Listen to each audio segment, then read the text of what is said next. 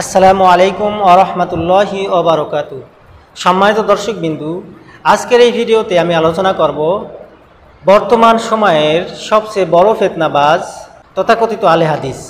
এই তথাকথিত আহলে হাদিস এমন একটি ফিতনা যা মানুষকে সংশয় সন্দেহের মধ্যে ফেলে দেয়, আমলের মধ্যে সন্দেহ, ঈমানের মধ্যে সন্দেহ, ইসলামের বিভিন্ন হুকুম হাকামের মধ্যে সন্দেহ এবং সংশয় সৃষ্টি করে দেয় তথাকথিত আহলে হাদিসের শায়েখগণ।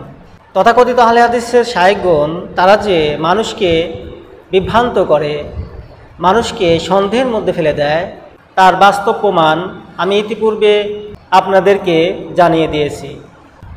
আজকের এই ভিডিওতে আমি আলোচনা করব তথাকথিত আহলে হাদিসের আমির ডক্টর আসাদুল্লাহ গালিব। তিনি ঈদের নামাজের ইমামতি চেয়ারে বসে করতেছেন এবং মুক্তাদিরা পিছনে দাঁড়িয়ে ইক্তেদা করতেছে।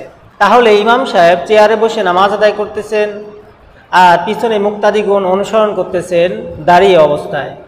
এমন নামাজ হবে কিনা আল্লাহ পাকই ভালো জানেন। চলুন আমরা ডক্টর আসাদুল্লাহ গালিবের ঈদের সালাত আদায়ের পদ্ধতি দেখে আসি। صحف إبراهيم وموسى الله أكبر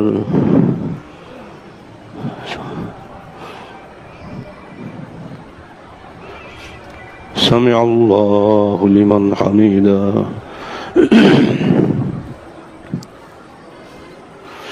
الله أكبر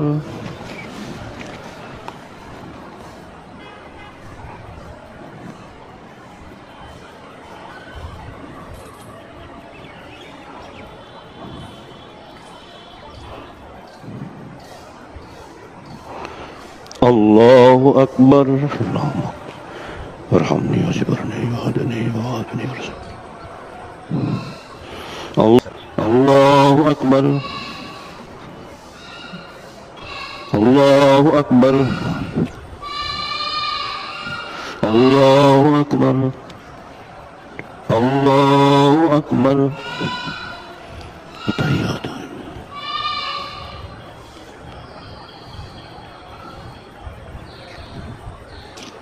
প্রিয় দর্শকবিন্দু, আপনারা এই নিজ চোখে দেখলেন ডক্টর আসাদুল্লাহ গালিব তিনি ঈদের নামাজ চেয়ারে বসে আদায় করতেছেন এবং পিছনে মুক্তাদিগণ তার ইক্তেদা করতেছেন। এবার আপনারাই বলুন, ইমাম সাহেব যদি চেয়ারে বসে নামাজ আদায় করে আর মুক্তাদিগণ পিছনে দাঁড়িয়ে নামাজ আদায় করে, এই নামাজ কতটুকু সহি হবে এবং এই নামাজ সহি হাদিসের আলোকে শুদ্ধ হবে কিনা, এটা আপনাদের কাছে আমার প্রশ্ন। এছাড়াও এই ভিডিওর মধ্যে আপনারা লক্ষ্য করলে দেখতে পারবেন ডক্টর আসাদুল্লাহ গালিব তিনি যখন সেজদায় যাবেন তখন তিনি রুকুর হালতে থাকেন, অর্থাৎ তিনি রুকুতে আর মুক্তাদিগণ সেজদায়। তাহলে এখন বলুন, ইমাম সাহেব রুকুতে আর মুক্তাদিগণ সেজদায়, এটা কেমন দৃশ্য? নামাজের মধ্যে যদি ইমাম সাহেব রুকুতে থাকে আর মুক্তাদিগণ যদি সেজদায় চলে যায়, এই নামাজ কতটুকু শুদ্ধ হবে, এটা আপনারাই বিবেচনা করবেন। চলুন এই ভিডিওটি আমরা আরও একবার দেখে আসি। ডক্টর আসাদুল্লাহ গালিব তিনি রুকুতে গিয়েছেন আর মুক্তাদিগণ সেজদায় গিয়েছেন। আল্লাহু আকবার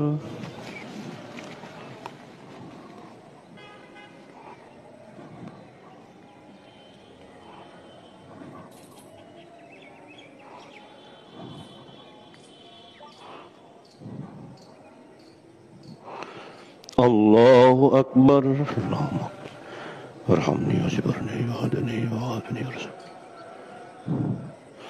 الله أكبر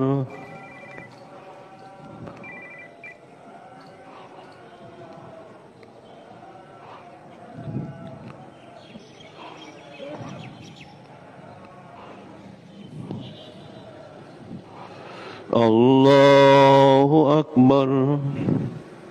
আপনারা এই ভিডিওর মধ্যে দেখলেন ইমাম সাহেব রুকুতে আর মুক্তাদিগণ সেজদায়, এটা কেমন নামাজ? আশ্চর্য না? এছাড়াও তথাকথিত আহলে হাদিসের একজন শায়েখ আব্দুর রাজ্জাক বিন ইউসুফ তিনি বলেছেন চেয়ারে বসে সালাত আদায়ের বিধান তো পাওয়া যায় না, অথচ তারই আহলে হাদিসের আমির ডক্টর আসাদুল্লাহ গালিব তিনি কিভাবে চেয়ারে বসে নামাজ আদায় করলেন, তিনি কোন হাদিসের মধ্যে পেয়েছেন? তাহলে আমরা কি এটা ধরে নেব না যে আহলে হাদিসের শায়েখগণ এক একজন এক এক ফতোয়া দিয়ে থাকেন, একজনের ফতোয়া আরেকজনের ফতোয়ার সাথে কোনো মিল নেই, অর্থাৎ পুরোটাই ভণ্ডামি। চলুন এবার আমরা শায়েখ আব্দুর রাজ্জাক বিন ইউসুফের বক্তব্য শুনে আসি।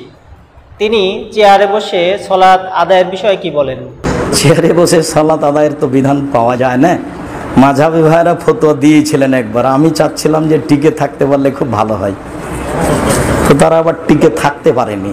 প্রিয় দর্শক বিন্দু, এবার আপনারা বিবেচনা করুন, আহলে হাদিসের শায়েখগণ তারা যে ফতোয়া দিয়ে থাকেন, একজনের ফতোয়া আরেকজনের ফতোয়ার সাথে ন্যূনতম মিল নেই।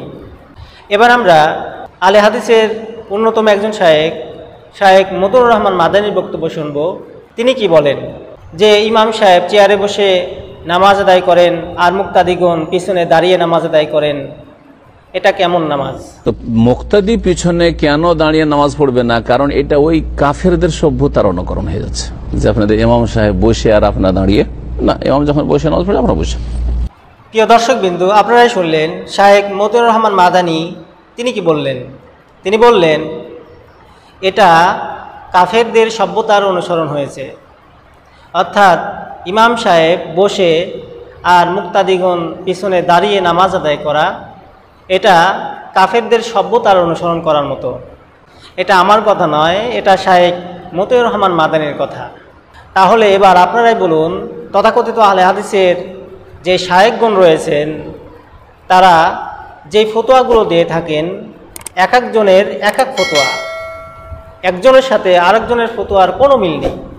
এজন্য এই সমস্ত তথাকথিত আহলে হাদিসের যে বক্তব্য আপনারা শুনে থাকেন, অবশ্যই আপনারা বিবেচনা করে শুনবেন। কোরআন এবং সুন্নাহ মোতাবেক যে বক্তব্য হবে সেই বক্তব্য গ্রহণ করবেন, এবং যে বক্তব্যগুলো কোরআন এবং সুন্নাহর বিপরীত সেগুলো অবশ্যই আপনারা পরিহার করবেন। কেননা নবী করিম সাল্লাল্লাহু আলাইহি সাল্লাম নামাজের বিষয়ে বলেছেন, যখন ইমাম সাহেব তাকবীর বলবে মুক্তাদিগণও তাকবীর বলবে, যখন ইমাম সাহেব রুকু করবে তখন মুক্তাদিগণও রুকু করবে, যখন ইমাম সাহেব সেজদা করবে তখন মুক্তাদিগণও সেজদা করবে। নবী সাল্লাল্লাহু আলাইহি সাল্লাম বলেন, ইন্নামা জুইলাল ইমামু লিউতাম্মা বিহি, নিশ্চয় ইমামকে নির্ধারণ করা হয়েছে তার ইক্তেদা অনুসরণ করার জন্য।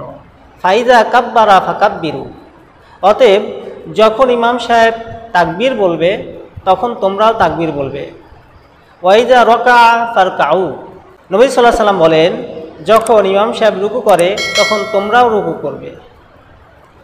তাহলে ডক্টর আসাদুল্লাহ গালিব তিনি যখন রুকু করতেছেন তখন মুক্তাদিগণ সিজদা করতেছেন।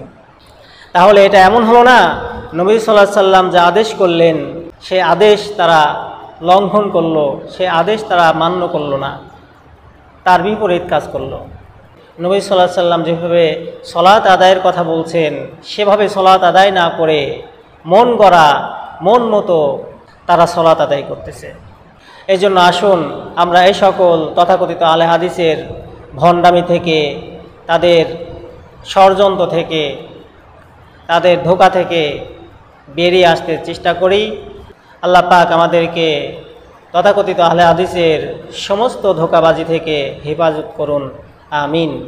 আসসালামু আলাইকুম ওয়া রাহমাতুল্লাহি ওয়া বারাকাতুহু।